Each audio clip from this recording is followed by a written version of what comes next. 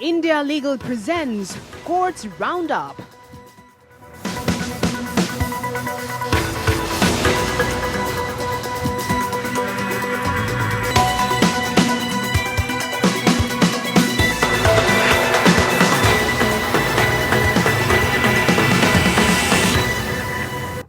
नमस्कार, मैं हूं आपके साथ शिवानी पांडे। कोर्ट्स राउंडअप में आपका स्वागत है। इस बुलेटिन में अगले आधे घंटे हम आपको कोर्ट से जुड़े तमाम छोटी बड़ी खबरों से रूबरू करवाएंगे। कोर्ट की कार्यवाही और सुप्रीम कोर्ट से लेकर हाई कोर्ट और लोअर कोर्ट्स तक के फैसलों को आपके सामने रखेंगे।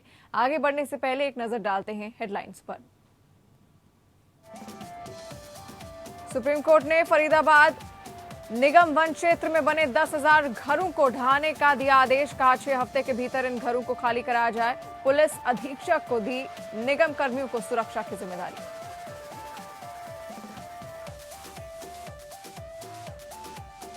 महामारी के दौरान अनाथ हुए बच्चों को मदद मामले पर जानकारी देने के लिए केंद्र ने सुप्रीम कोर्ट से मांगा वक्त। कहा चल रहा है पीएम केयर्स फॉर चिल्ड्रन और स्टेक होल्डरों के साथ विचार विमर्श।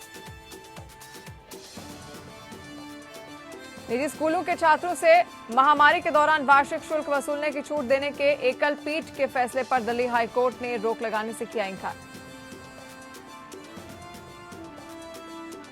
मद्रास हाईकोर्ट ने कार्टून विवाद पर कहा कार्टून को संदर्भ में ले वरना वो खो देगा अपना मर्म। हाईकोर्ट ने आपराधिक मानहानि मामला किया खारिज।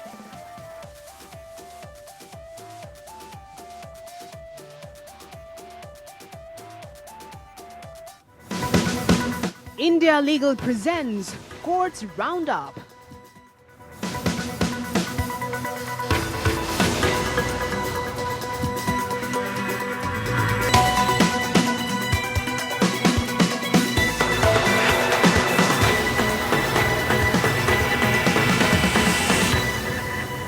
सुप्रीम कोर्ट ने फरीदाबाद निगम को लक्कड़पुर खोरी गांव के वन क्षेत्र में बने 10,000 घरों को ढहाने का आदेश दिया है। कोर्ट ने कहा है कि 6 हफ्ते के भीतर इन घरों को खाली कराया जाए। अदालत ने कहा है कि 6 महीने के भीतर अनुपालन रिपोर्ट पेश की जाए। इसके बाद हम अनुपालन रिपोर्ट की सत्यता जांच करेंगे। फरीदाबाद के पुलिस अधीक्षक को निगम कर्मियों को सुरक्षा की जिम्मेदारी दी गई है।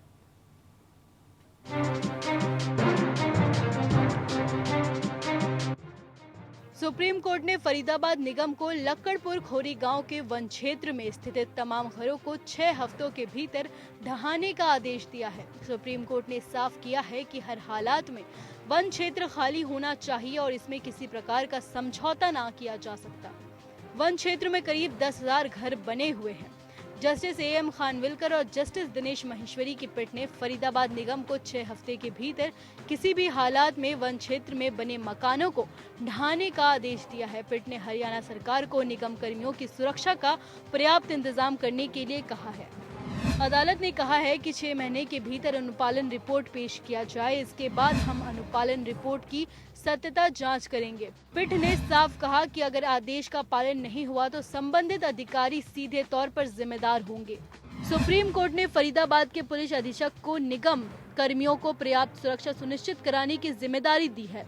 कोर्ट ने कहा है कि सुरक्षा मुहैया कराने में कोताही होने पर SP जिम्मेदार होंगे। पीठ ने इस बात पर कड़ी आपत्ति जताई कि वर्ष 2016 में हाई कोर्ट ने इस वन क्षेत्र में बने निर्माणों को हटाने का आदेश दिया था, लेकिन 5 साल बीत जाने के बाद भी अब तक इसे अंजाम नहीं दिया जा सका। इतना ही नहीं, पीठ ने ये भी कहा कि फरवरी 2020 में सुप्रीम कोर्ट ने निगम को इन अवैध मकानों को ढहाने के लिए कहा था। इसके बाद दिसंबर 2020 में भी सुप्रीम कोर्ट ने इसे दोहराया था। पीठ ने कहा कि इतने आदेशों के बावजूद वन क्षेत्र को खाली नहीं कराया जा सका।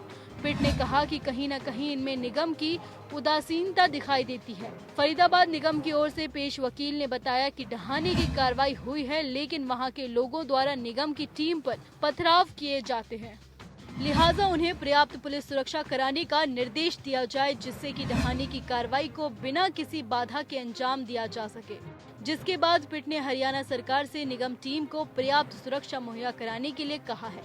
वहीं वन क्षेत्र में रह रहे लोगों की ओर से पेश वरिष्ठ वकील कॉलिन गोंजाल्वेज ने कहा कि कार्रवाई फिलहाल रोक दी जाए और वहां रहने वाले लोगों के पुनर्वास के मामले का निपटारा कर दिया जाए। पीठ ने साफ कहा कि पहले जगह खाली होनी चाहिए, उसके बाद इस याचिका पर सुनवाई होगी। पिट ने कहा कि पुनर्वास का मामला नीतिगत है। कोर्ट ने अवैध रूप से वन क्षेत्र में घर बनाकर रह रहे लोगों से कहा है कि बेहतर होगा कि वो स्वयं घरों को खाली कर दे। Bureau report.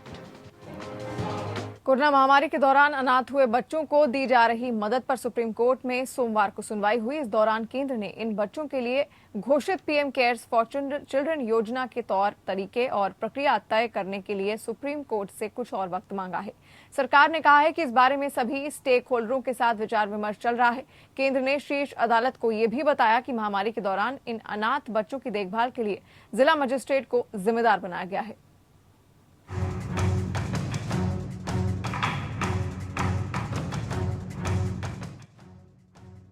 केंद्र सरकार ने सोमवार को सुप्रीम कोर्ट से कहा कि उसे कोविड-19 के कारण अनाथ हुए बच्चों के लिए पीएम केयर्स फंड के तहत राहत योजना के तौर तरीकों पर काम करने के लिए और समय चाहिए। पिछले हफ्ते सुप्रीम कोर्ट ने कोविड-19 महामारी के कारण अपने माता पिता को खोने वाले बच्चों के लिए पीएम केयर्स के तहत घोषित कल्याणकारी योजना का विवरण मांगा था। Additional solicitor general Aishwarya Bhati ने सुप्रीम कोर्ट में बताया कि अनाथ बच्चों के लिए राहत योजना पर राज्य और हितधारकों के बीच व्यापक विचार विमर्श हो रहा है। एएसजी भाटी ने कहा, हमें तौर तरीकों पर काम करने में कुछ और समय लगेगा। एएसजी ने पीठ को ये भी बताया कि अनाथ और परित्यक्त बच्चों के जिलाधिकारी को जिम्मेदारी दी गई है और नोडल अधिकारी नियुक्त किए गए हैं। न्यायमूर्ति एल नागेश्वर राव और न्यायमूर्ति अनिरुद्ध बोस की पीठ ने कहा कि वे केंद्र को और समय देगी और गर्मियों की छुट्टियों के बाद मामले को अगले सुनवाई के लिए रखेगी। न्यायमूर्ति राव ने कहा कि हम योजना के तौर तरीकों को पता लगाने के लिए केंद्र को और समय देंगे और वे इसे कैसे लागू करेंगे इस पर वापस आएंगे। हम छुट्टियों के बाद इससे निपटेंगे। पीठ चिल्ड्रन प्रोटेक्शन होम्स में पुनः संक्रमण में स्वतः संज्ञान मामले पर विचार कर रही थी, जिसे पिछले साल महामारी की पहली लहर के दौरान शुरू किया गया था। कुछ हफ्ते पहले सुप्रीम कोर्ट ने कोविड-19 के कारण अनाथ हुए बच्चों के मुद्दे पर विचार करने के लिए कार्रवाई फिर से शुरू कर दी है। पीठ ने 28 मई को सभी जिला अधिकारियों को मार्च 2020 के बाद के अनाथ बच्चों की जानकारी NCPCR बाल स्वराज के पोर्टल पर अपलोड करने का निर्देश दिया था। साथ ही बनने वाले बच्चों की बुनियादी जरूरत को पूरा करने के लिए भी कदम उठाने का निर्देश दिया था। 26 मई को उपलब्ध आंकड़ों के अनुसार राष्ट्रीय बाल अधिकार संरक्षण आयोग ने सुप्रीम कोर्ट को सूचित किया कि कोविड-19 महामारी में 1742 बच्चों को अनाथ किया है और 7464 बच्चों ने महामारी के दौरान कम से कम एक माता या पिता को खो दिया है।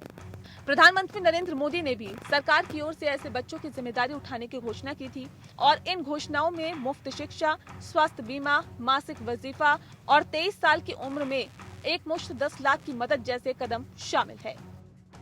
Bureau report.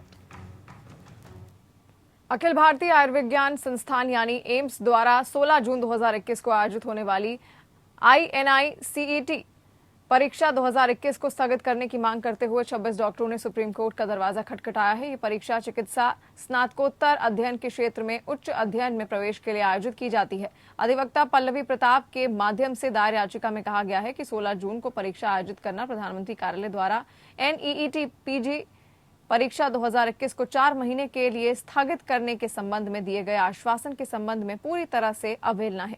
पीएमओ की ओर से उक्त संचार में यह भी कहा गया है कि उक्त परीक्षा की तैयारी के लिए छात्रों को कम से कम 1 महीने का समय दिया जाएगा। इस मामले में केवल 19 दिन पूर्व नोटिस दिया गया है। इसके अलावा परीक्षा के लिए केंद्र अलग अलग राज्यों में या उम्मीदवारों के काम करने के स्थान से दूर है, जहां यात्रा की आवश्यकता हो सकती है और इस तरह यात्रा प्रतिबंधों का सामना करना पड़ सकता है। याचिकाकर्ताओं ने यह भी बताया है कि कैसे महामारी के बीच परीक्षा आयोजित करने से स्नातक डॉक्टरों पर दबाव बढ़ जाएगा और इस बात पर प्रकाश डाला जाएगा कि बोर्ड परीक्षा कैसे रद्द की गई है। याचिका में कहा गया है कि कई डॉक्टरों ने पूरी तरह से टीकाकरण नहीं करवाया है और कई को कोविड वैक्सीन की पहली खुराक भी नहीं मिली है और परीक्षा आयोजित करने से उनकी जान को खतरा हो सकता है। याचिकाकर्ताओं ने कहा कि इस परीक्षा का आयोजन हजारों डॉक्टरों के जीवन को खतरे में डाल रहा है, जो विभिन्न अस्पतालों में अग्रिम पंक्ति के कार्यकर्ता हैं, जो भारत के संविधान के अनुच्छेद 21 का स्पष्ट खंडन है।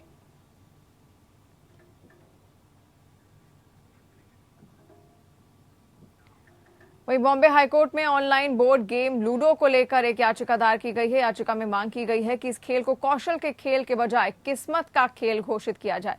महाराष्ट्र नवनिर्माण सेना के केशव मूले ने ये याचिका दी है। उन्होंने कहा है कि इस खेल में लोग दांव पर पैसे लगा रहे हैं। याचिका में मोबाइल ऐप से जुड़े लोगों के खिलाफ कार्रवाई की मांग की गई है। मामले पर सुनवाई 22 जून को होगी। हाईकोर्ट ने इस मामले में राज्य सरकार को नोटिस जारी कर जवाब मांगा है। बॉम्बे हाईकोर्ट में लूडो गेम को लेकर एक याचिका दायर की गई है। याचिका में मांग की गई है कि इस गेम को कौशल के बजाय किस्मत का खेल घोषित किया जाए। इसमें लोग दांव पर पैसे लगा रहे हैं, जो कि सट्टेबाजी और जुआ जैसा है, जिस पर अब हाईकोर्ट ने महाराष्ट्र सरकार से 22 जून तक जवाब मांगा है। याचिकाकर्ता ने नवंबर 2020 में खेल के निर्माताओं कैश ग्रेल प्राइवेट लिमिटेड के खिलाफ जुआ अधिनियम के प्रावधानों और भारतीय दंड संहिता की धारा 419 और 420 के तहत स्थानीय पुलिस से संपर्क किया था।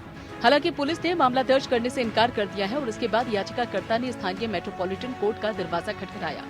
12 फरवरी 2021 को पारित एक आदेश में मेट्रोपॉलिटन कोर्ट ने भी उनकी निजी शिकायत को ये कहते हुए खारिज कर दिया कि लूडो कौशल का खेल है, न कि तकदीर। याचिका के अनुसार याचिकाकर्ता मुले ने कुछ छोटे बच्चे मोबाइल फोन में ये गेम खेलते देखा और उन्होंने स्क्रीन पर भारतीय रुपए का चिन्ह देखा और उन्हें शक हुआ कि उन बच्चों से पूछताछ की। याचिका में दावा किया गया है कि बच्चों ने उससे कहा कि वे खेल में आसानी से धन जीत सकते हैं। एक ऑनलाइन सर्च के माध्यम से लोकप्रिय वीडियो स्ट्रीमिंग वेबसाइट पर विभिन्न परिणामों को टैगलाइन के साथ बताया गया है और इस गेम से कैसे धन कमाया जाए ये भी बताया गया। याचिका में आगे तर्क दिया गया है कि आवेदन जुआ अधिनियम का तहत सामान्य गेमिंग हाउस के रूप में योग्य है और इसलिए प्रासंगिक प्रावधानों के तहत मुकदमा चलाया जा सकता है। इसमें कहा गया है कि ये तथ्य कि खेल के निर्माता अपने पास एक निश्चित राशि रख लेते हैं, ये दर्शाता है कि वे खिलाड़ियों से मुनाफा कमा रहे हैं, जो जुआ अधिनियम के तहत अपराध है। याचिकाकर्ता ने लूडो सुप्रीम ऐप का देश के युवाओं पर पड़ने वाले प्रभाव को देखते हुए जुए की बुराइयों और इसके कारण होने वाले सामाजिक खतरे को देखते हुए ऐप निर्माता के खिलाफ पुलिस से कार्रवाई करने का आग्रह किया है। याचिका में कहा गया है कि कोई भी व्यक्ति के खिलाफ लूडो खेलते समय 3 साल के बच्चे के जीतने की संभावना को पूरी तरीके से नाकार नहीं सकता और इस प्रकार ये केवल कौशल का खेल नहीं है बल्कि तकदीर का खेल है। इसलिए महाराष्ट्र जुआ रोकथाम अधिनियम 1887 के प्रावधान उपरोक्त पर लागू होते हैं। Bureau report. मद्रास हाईकोर्ट ने कार्टून विवाद पर अहम टिप्पणी की है और कहा है कि कार्टून को अगर संदर्भ के बिना लिया गया तो वो अपना मर्म खो देगा। मद्रास हाईकोर्ट ने आपराधिक मानहानि मामला खारिज किया। कार्टून में जिला कलेक्टर, पुलिस अधीक्षक और तमिलनाडु के मुख्यमंत्री को निशाने पर लिया गया था। अधिकारियों ने कार्टून पर आपत्ति जताते हुए मानहानि का केस दर्ज किया था। कोर्ट ने कहा कि याचिकाकर्ता के खिलाफ जांच का कोई मतलब नहीं है और याचिकाकर्ता ने जो किया है उसमें कुछ भी आपराधिक नहीं है। इसके साथ ही कोर्ट ने याचिकाकर्ता के खिलाफ आपराधिक कार्रवाई रद्द करने का आदेश दिया। मद्रास हाईकोर्ट ने फेसबुक पर एक कथित अपमानजनक और मानहानिकारक कार्टून प्रकाशित करने वाले व्यक्ति के खिलाफ दायर आपराधिक मानहानि मामले को खारिज करते हुए कहा कि कोर्ट लोगों को नैतिकता नहीं सिखा सकता और समाज को नैतिक मानकों को विकसित करना और उनका पालन करना चाहिए। न्यायमूर्ति जी इलांगोवन की खंडपीठ ने टून विवाद पर कहा कि हाल के दिनों में एक और समस्या जो कार्टूनिस्ट ने दुनिया भर में पैदा की है वह है टून विवाद। इस प्रकरण से बोलने और अभिव्यक्ति की स्वतंत्रता और साथ ही अभद्र भाषा और अभिव्यक्ति के सिद्धांत की सीमाओं पर चर्चा होना शुरू हुआ। आरोपी याचिकाकर्ता ने 23 अक्टूबर 2017 को हुई आत्मदाह की घटना के संबंध में अपने निजी फेसबुक पेज पर एक कार्टून प्रकाशित किया और कार्टून में उसने बच्चे के जलते हुए शरीर को चित्रित किया, जिसमें जलते हुए बच्चे को 3 व्यक्ति देख रहे हैं और वे अपने निजी अंगों को ढकने के लिए कपड़े और करेंसी नोट का उपयोग करते हुए नजर आ रहे हैं।